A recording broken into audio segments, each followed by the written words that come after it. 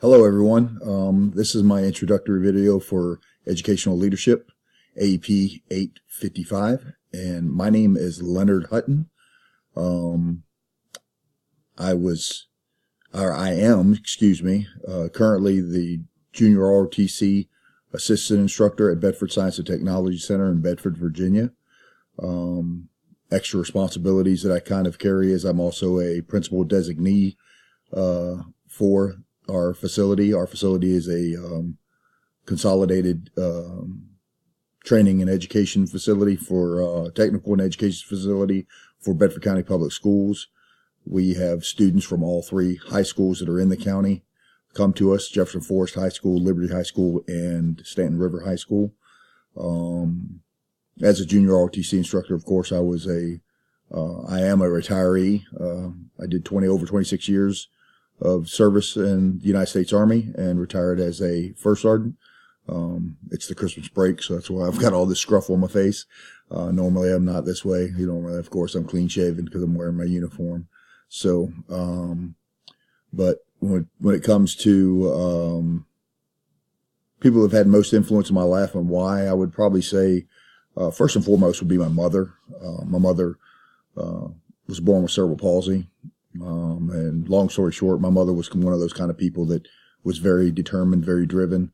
And all you had to do was tell my mother she couldn't do something and she would do it just to prove you wrong. It's just kind of the determination that she had, and taking consideration the time in which she grew up.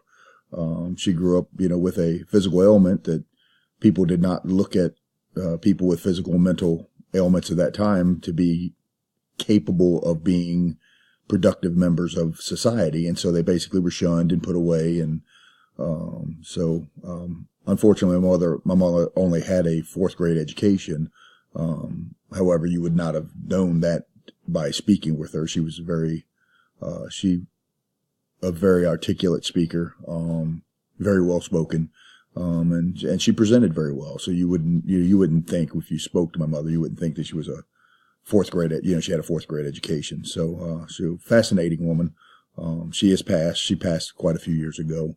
But she definitely is a hero of mine.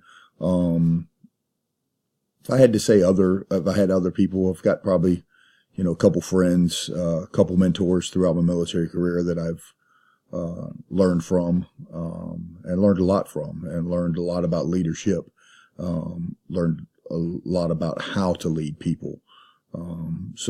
Those most certainly were positive influences.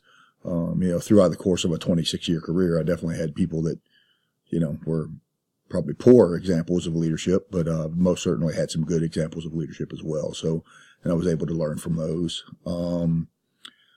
Personality test, I generally would say I agree with. I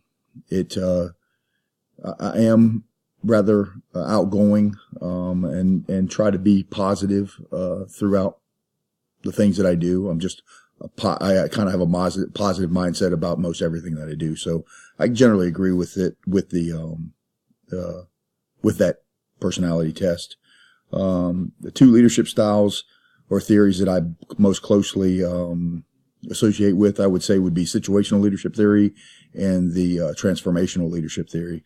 It was between transformational and authentic leadership.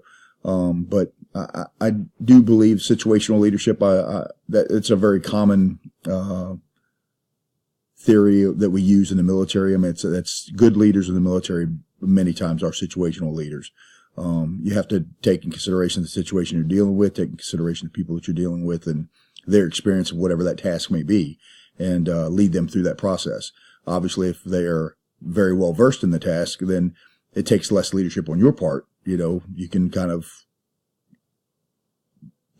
allow them to take the lead and complete the task.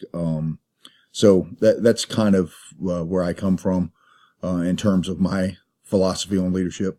I look forward to reading and working with each and every one of you in this class, and hope to get something out of the class. I'm sure we will, and I'm sure you will as well.